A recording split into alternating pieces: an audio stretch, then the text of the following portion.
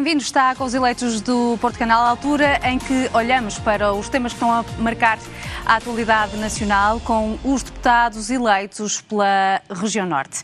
Hoje são meus convidados Joana Lima, deputada eleita pelo Partido Socialista, e também Eduardo Teixeira, deputado eleito pelo Partido Chega.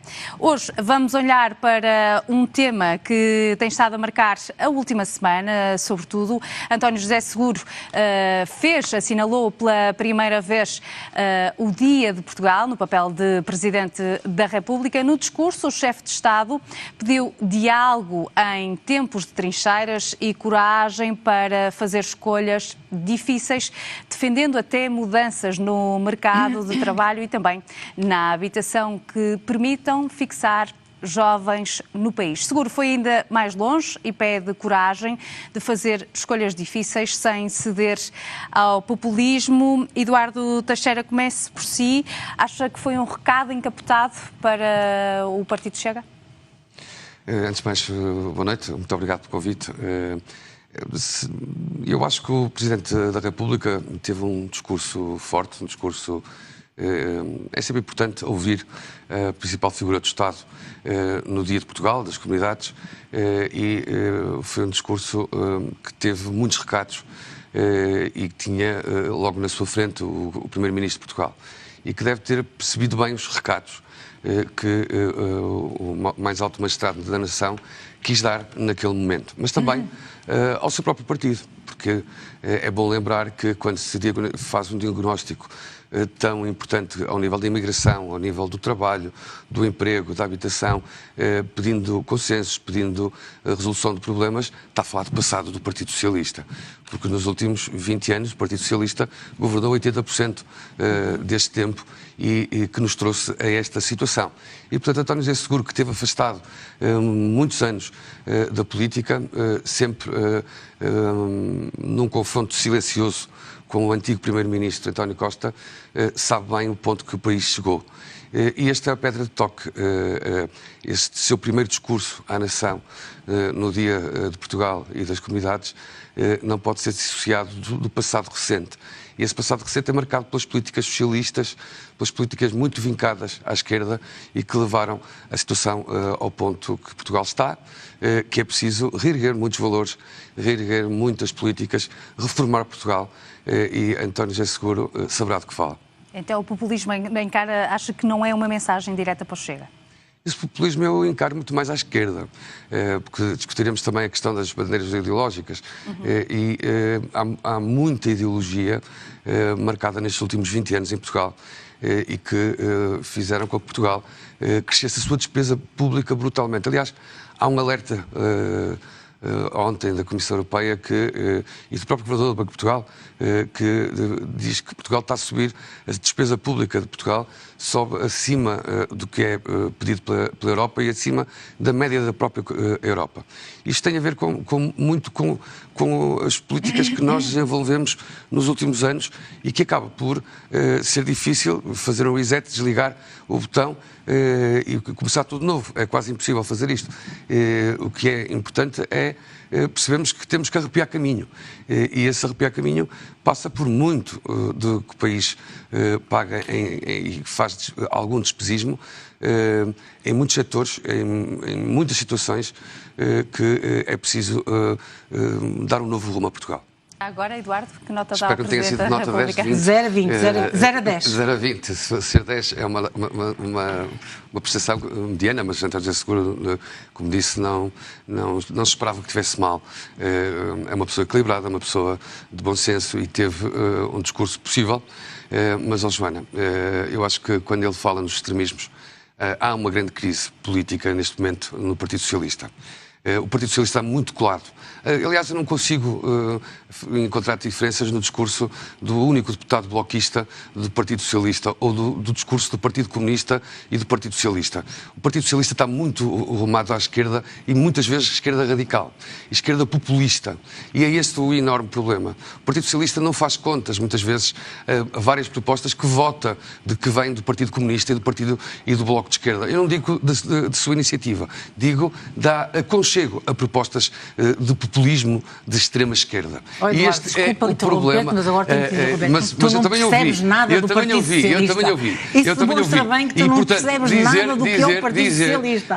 Sabes melhor o que é o PSD e o Chega. Ainda bem, é verdade. E, portanto, quanto a isso, portanto, o Partido Socialista do que é o Partido está Socialista. muito arrumado à esquerda e há aqui com este líder, o José Luís Carneiro, tão moderado. Uma situação que eu acho que é importante da linha do Presidente da República. As grandes propostas que são importantes para o país, as grandes propostas que são importantes, independentemente de direita e esquerda, que são importantes para os portugueses, são aquelas que o Chega aprova com o seu voto. Quer venham do Partido Socialista, quer venham do Partido Social Democrata, não temos problemas. Quer sejam propostas por iniciativa do Chega e que o Chega tem conseguido aprovar no Parlamento.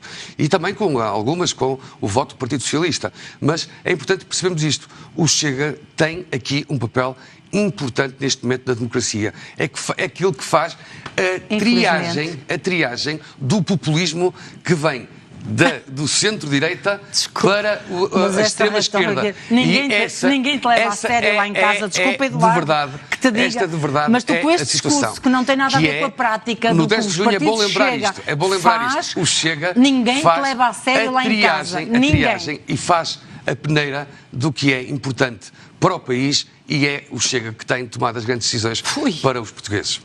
É o salvador da pátria. Muitos setores, e veremos esta semana, se calhar. Veremos esta semana, se calhar, num momento difícil, Portugal vive, nas reformas que tem que ter, o Chega, porventura, pode ter aqui um papel importante. Pois tem. No momento em que o Partido Socialista disse não, nós estamos aqui para resolver, estamos aqui para ceder ao sindicalismo exacerbado e extremista do populismo de esquerda. Pois claro, defensor dos trabalhadores. Os sindicatos defendem os trabalhadores. Fala alguém que já foi secretário-geral nacional de uma intersindical chamada União dos Sindicatos Independentes. Eu estive nesse papel e sabendo do que falo. Já não pode ser. Agora, a UGT e a CGTP têm posições muito extremadas, por isso já vamos no Código Laboral, o populismo já está aqui muito exacerbado e muito extremado ele não tem argumentos para debater estes assuntos e vai buscar coisas... Claro, são importantes para o país. Para não sairmos do alinhamento, avançávamos para o segundo tema, o veto de seguro. O Presidente da República votou o decreto das bandeiras. Seguro faz distinção entre as causas humanitárias e as posições político-partidárias. Eduardo Teixeira, o que ressalta deste veto? Era evitável. Eu acho que aqui em termos de seguro não teve bem.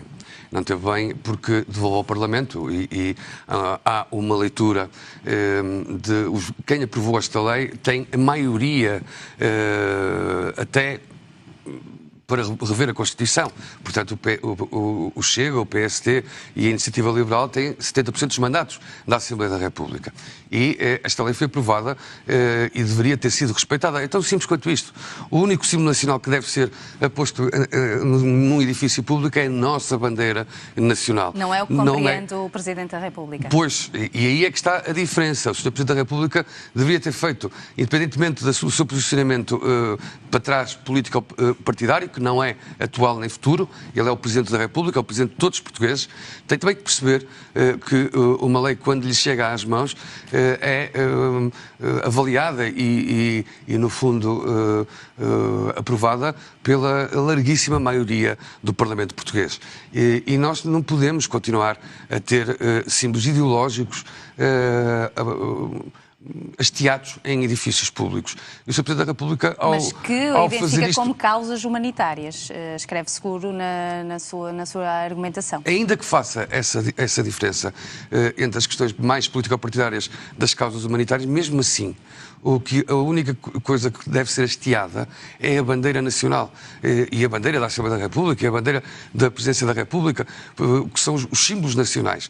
Os nossos símbolos nacionais é aqueles que devem estar hasteados. E eu acho que aqui a larguíssima maioria do Parlamento, 2/3 do Parlamento, tomaram essa decisão e deveria ser respeitada. Agora o decreto segue para a Assembleia da República e nós rapidamente iremos certamente pôr o Sr. Presidente da República aí não tem decisão absoluta. Pode dificultar, mas haverá consensos partidários para que o símbolo nacional seja o único que esteja hasteado nos edifícios públicos. Só o realço ao que a Joana disse, que é a única bandeira que nos une a todos nós é a bandeira de Portugal. Sem dúvida. Nas causas humanitárias ou sem causas humanitárias, com questões políticas ou sem questões partidárias.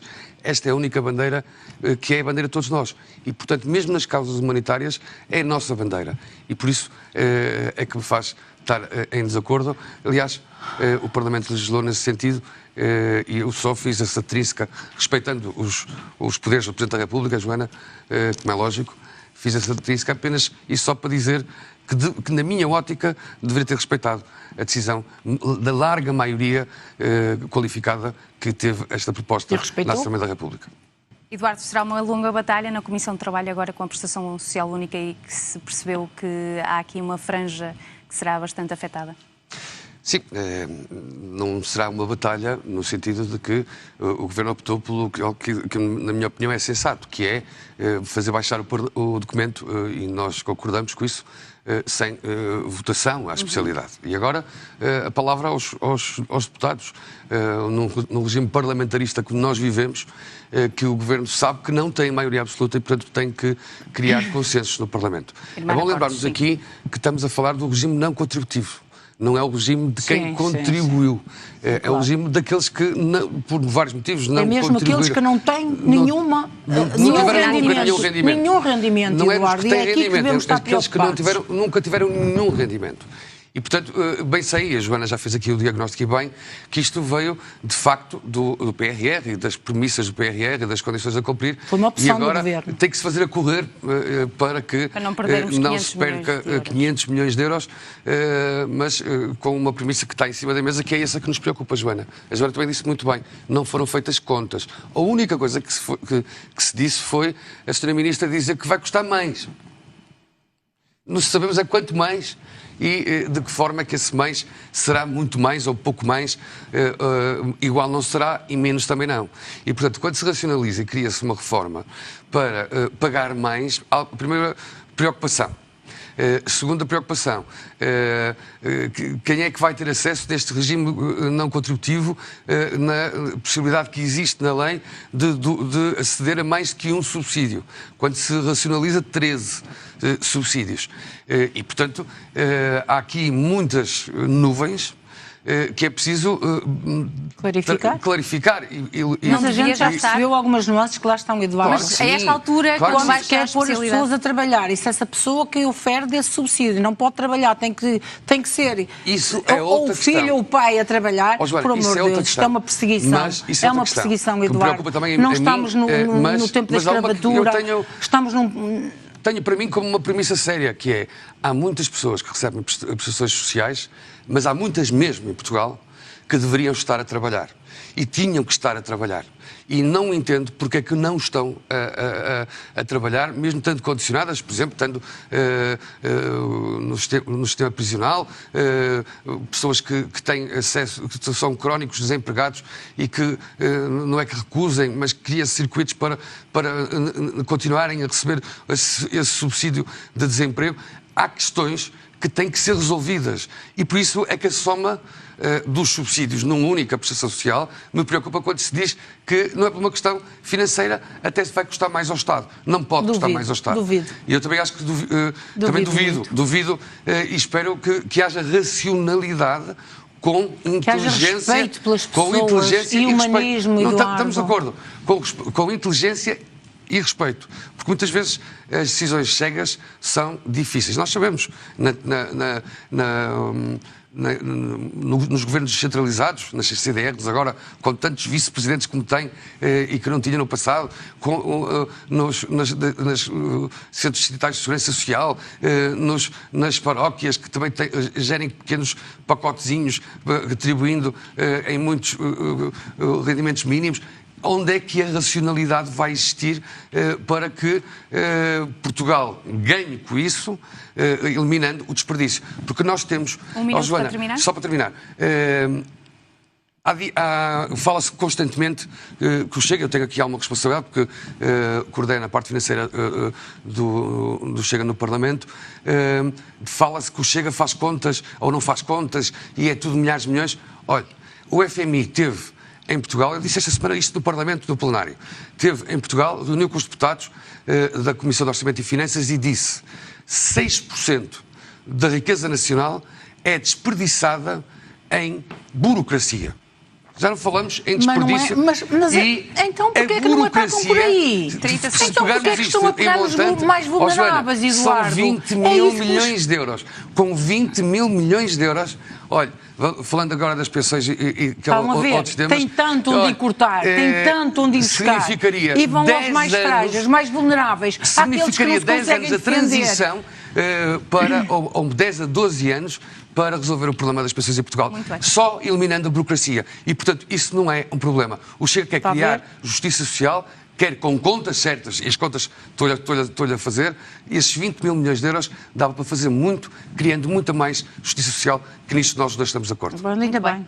Eduardo Teixeira, Joana Lima, muito obrigada a ambos por terem estado comigo aqui a analisar os temas que marcam e que marcaram a última semana a nível nacional. Já sabe que Os Eleitos regressa todas as terças-feiras, agora a partir da 13h, para lhe dar nota de mais análises políticas aos temas que marcam a atualidade nacional. Até lá.